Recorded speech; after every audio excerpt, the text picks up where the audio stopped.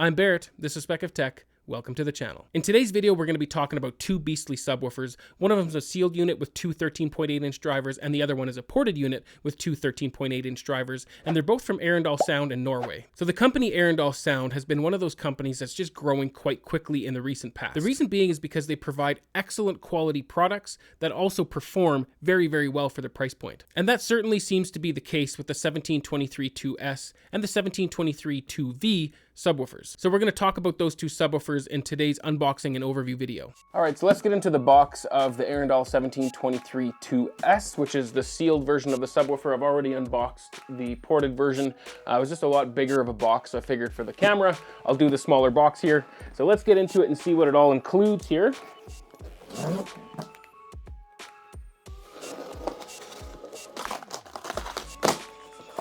So these things are pretty beastly. But one thing,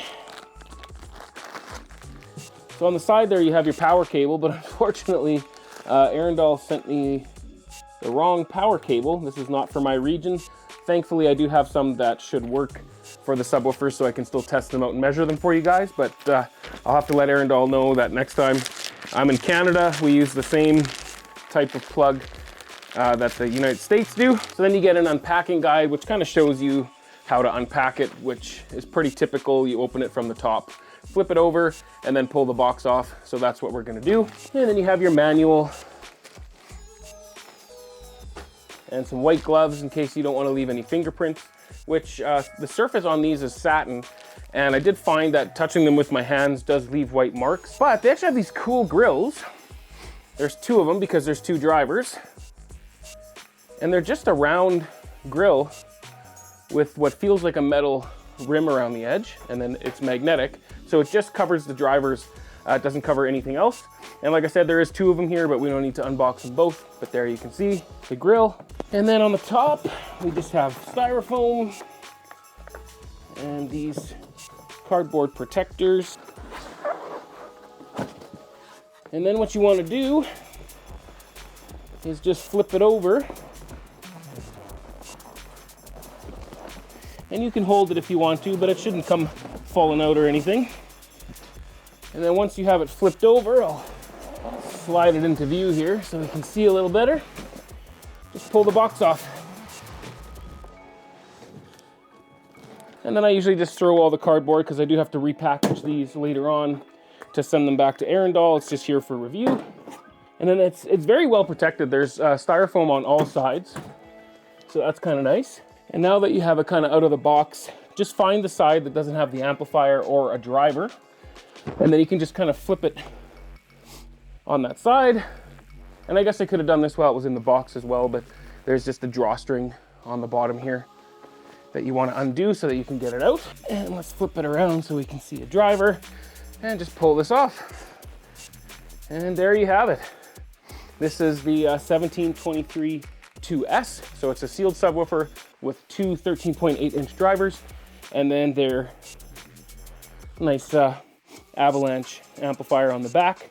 Once you get these subwoofers out of the box, you can instantly tell that the build quality is top-notch. And you may actually notice that these subwoofers are a little bit heavier than other subwoofers of this size, and that's because Arendal Sound chooses to use HDF, or high-density fiberboard, versus MDF, or medium-density fiberboard, which is what most other manufacturers use for subwoofers and speakers. Taking a look around these subwoofers, the build quality is even apparent when you're looking at the feet. Arendal chooses to use some rubber puck-style feet on the bottom of their subwoofers, but it also has their logo, which is a nice touch. These subwoofers do have a fairly simplistic look, but it's also a very high-quality look as well with the matte black finish. Looking at the dual 13.8-inch drivers, I like the fact that Arendal included their logo in the center, but they also look to be very well-built drivers. So these subwoofers are essentially the same subwoofer, it's just one's the ported version and one is the sealed version, so the amplifiers on the back of these subwoofers are identical as well, and it's their Avalanche 1200 IQ amplifier. In the top left-hand corner, you are going to get a high-res color display, which is very nice when you're making changes on the amplifier itself. And to make those changes, right below that, you do have a menu, a back, and an enter button, along with a dial as well, so that you can make those changes to the settings. Moving below that, you do have a 3 to 12 volt trigger, and then a service USB port.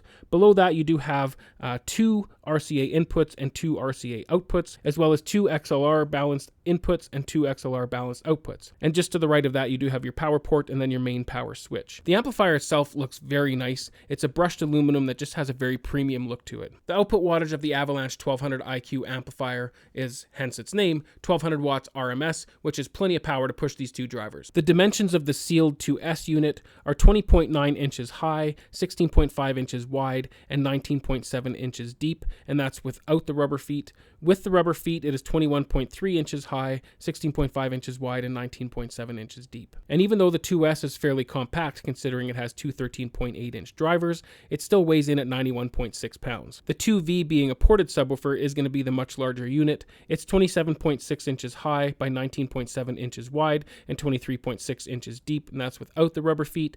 With the rubber feet, it's 28 inches high. And the dimensions for the width and depth remain the same. And again, because it is a much larger unit, it is beastly, weighing in at 132.8 pounds. When it comes to the frequency response of the ported 2V, you do have 6 EQ options, and that's because the ported unit can actually run in sealed mode when you plug the port and put it into sealed mode in the settings of the app. The first frequency response for the sealed mode is EQ1, and that's 17 Hz to 200 Hz plus or minus 3 dB. EQ2 in sealed mode is 24 Hz to 200 Hz plus or minus 3 dB. EQ3 in sealed mode is 34 Hz to 200 Hz plus or minus 3 dB.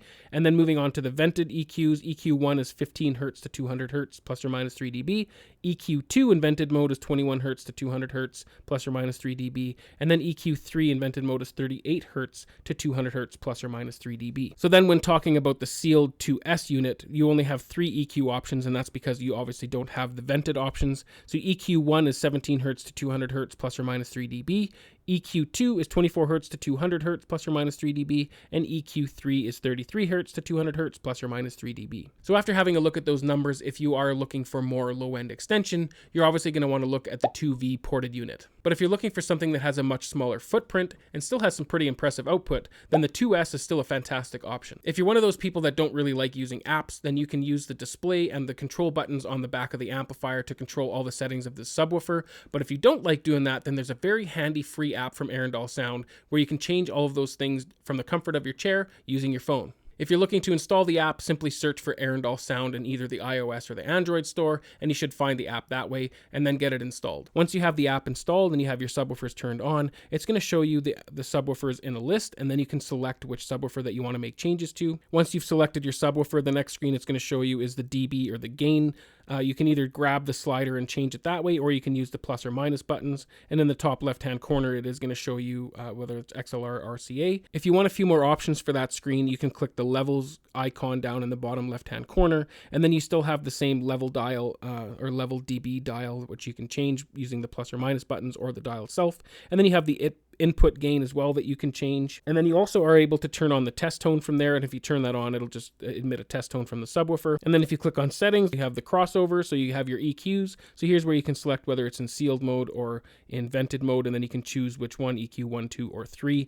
And then you have your low pass bypass with toggle switch, which you can flick that on or off to bypass the low pass filter, or you can change the frequency of your low pass filter. And right below that, you have your low pass filter slope that you can change, and then the subsonic filter, if you want, you can change that as well.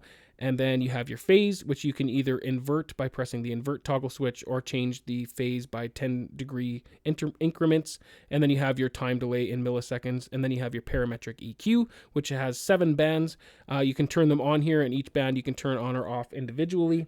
And then, of course, you can change the frequency, you can change the Q, and then you can change the gain. For those that are curious what Q is basically it either narrows or broadens the frequency range that the changes that you're making are going to affect. So as you can see, as I turn it up here, it narrows, and then if I turn it down, it broadens. And then back to settings, you go to the input auto. So here's where you can select how your subwoofer turns on, whether it's by the trigger, whether it's by auto on or off from the XLR, auto on or off from the RCA. I wish that they would just simplify that a little bit by giving you an auto option, a trigger option, or just an on option. And then going back to settings in the bottom left-hand corner, you have setup. You have the option to change your memory bank with XLRs.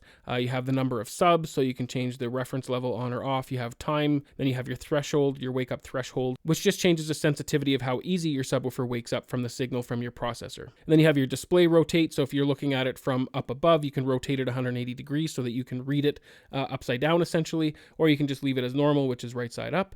And then you have your LCD backlight level, which of course you can change to brighter or dimmer. And then you have an option to reset everything if you want, yes or no. And that pretty much concludes all the settings on there. And then you have your help button, and then you can click on devices again to get back to the list of your devices. So as you can see, you have a lot of options of what you can change on the subwoofer from the app, and you can also do the exact same thing from the display or the controls on the back of the amplifier, like I already stated. Now that we've covered some of the features and some of the specs of these subwoofers, I know that there's a lot of you out there that want to know what it sounds like.